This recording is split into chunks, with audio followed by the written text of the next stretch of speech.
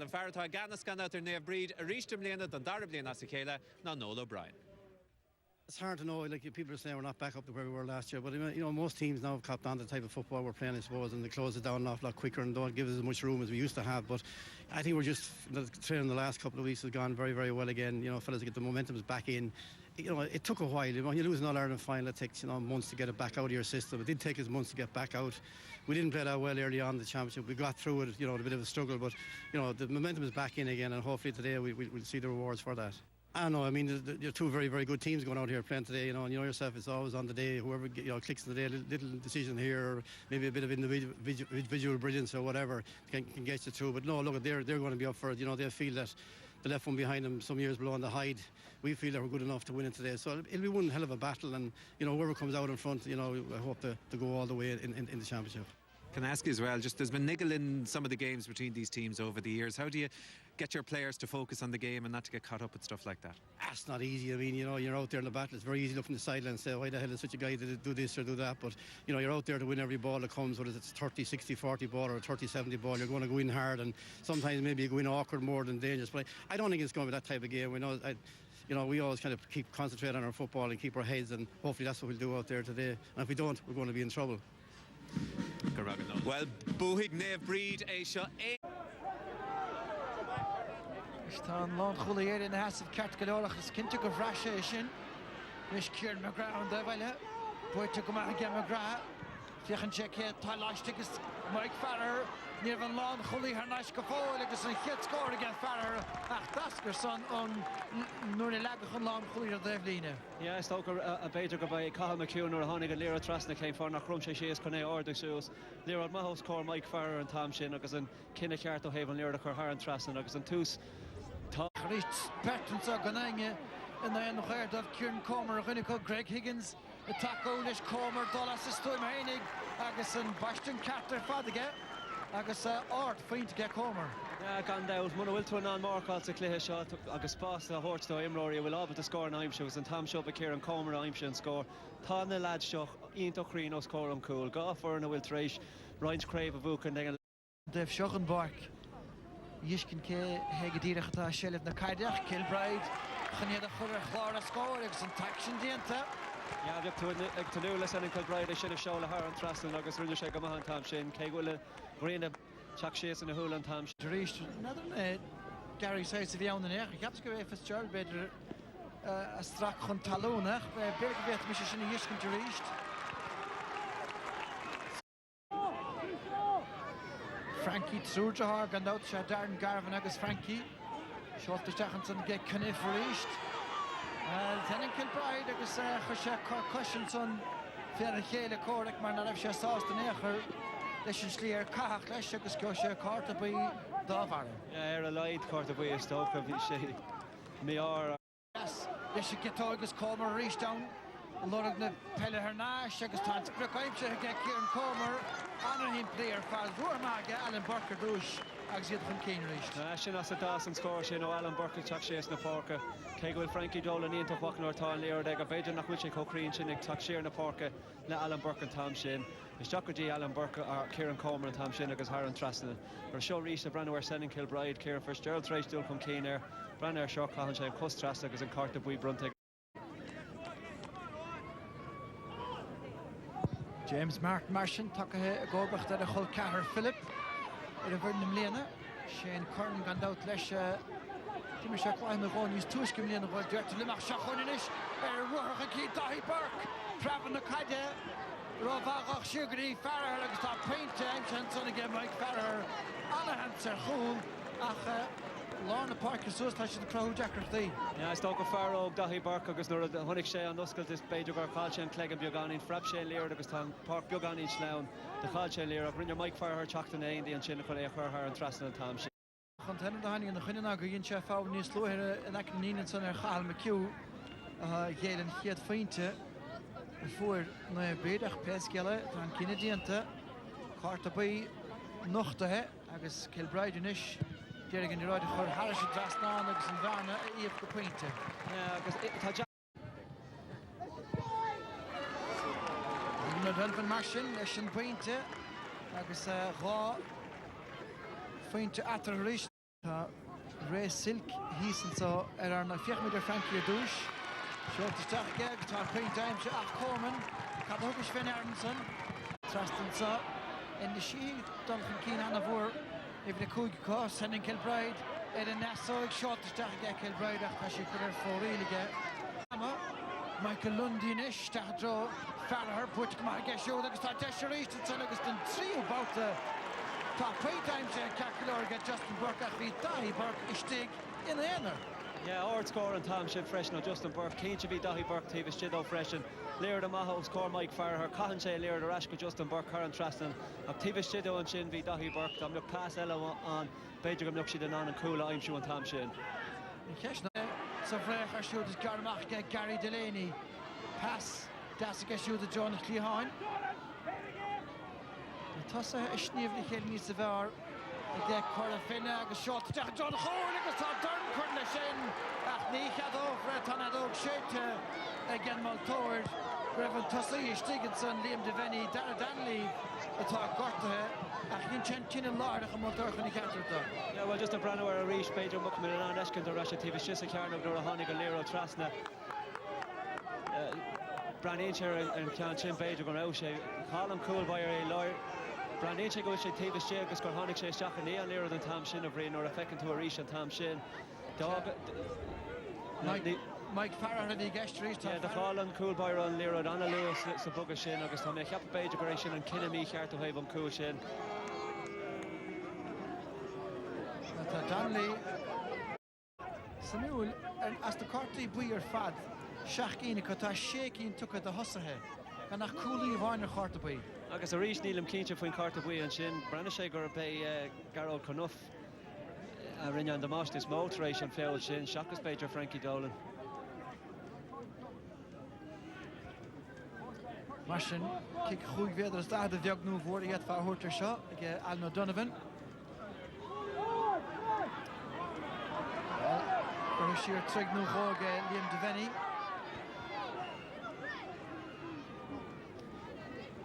Martin Alno Donovan.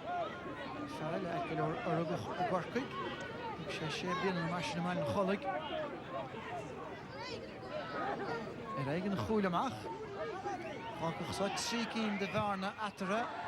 Jeff Vader Gohen, Ta, Achnu Chekrin Gohen. Justin Burke, attack tegen Dana Rose Gohen 60.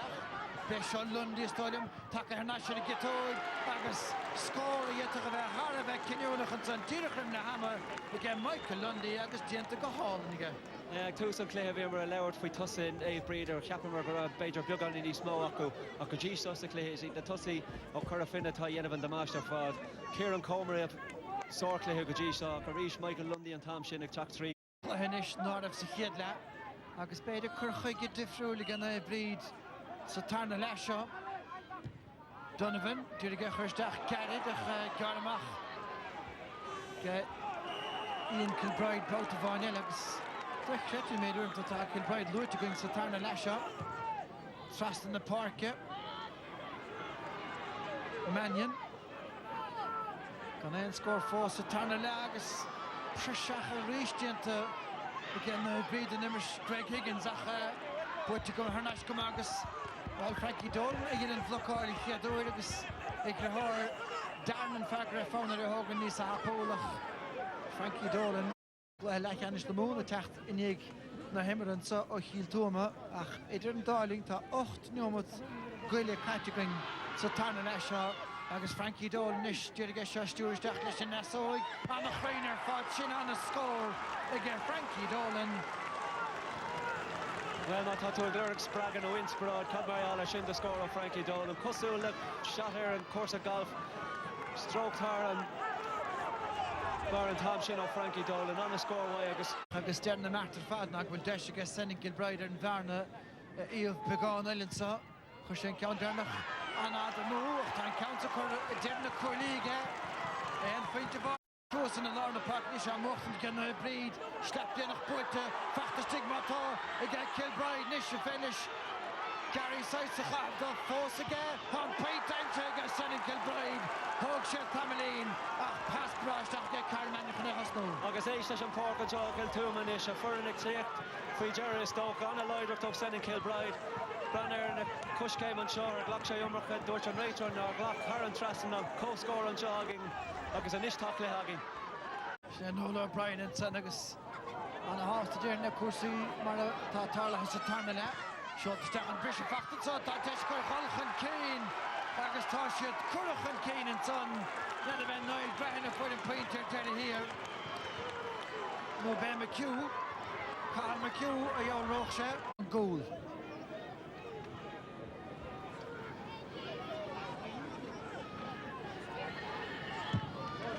shot to start again shot agus Cownell force of Elider na Crowley target down hooking as a Kalenish again I breed yeah go Fred need score a bit fight Corofin on shots the Dara la Kegro Ryan chance in Aku Cown on the heart of Godonish to Alna Donovan on a Bahar Faden Basht in I know in Irachti and slow Echor Dagwele the machine dull in point of on it in the corner just to know to get Carl Mannigan and Hummins getting with Corofin better Bohagachti here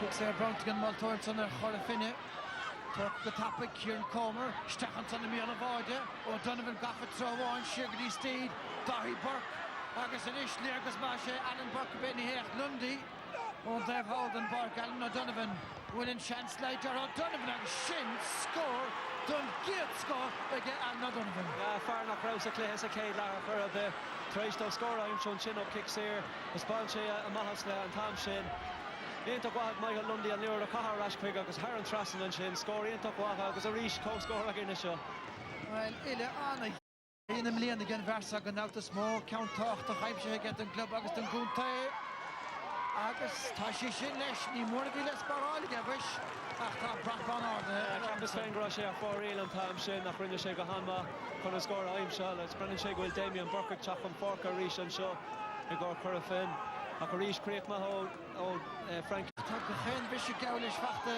again my beatings count more stack to Kilbride and Trassa and Dove coming Gallagher Kieran Fitzgerald agus Tataka in the sea shots are hole Sarah the deal again Morris and the half boy go again my door force out Mata Dolan in a fear gear ni hen Malisher on Shadow Vanzine Rowachel agus talk the crush and the Takahori Shin or else her father another yen and they breed fear one a Senecal Bride os Coram Cool in the name of the Dineganella a Cod Mariola Savalo David Morris Cunnan Husker Curran Count Shin talking a nearer mock with Frankie Dolan Archie Captain do knock my scorer be her fall agus Haran Trassen the nega Bob Fighting-ish Nish time to check on Archer Nero Adahin Tan Slow Friedig Did get for Dovellach Tan Split time to Harishki Donovan agus Marach is a tiny lash of edged follow the father Flora scores yeah Rish Rashackley has on Barnes Lewis in the corner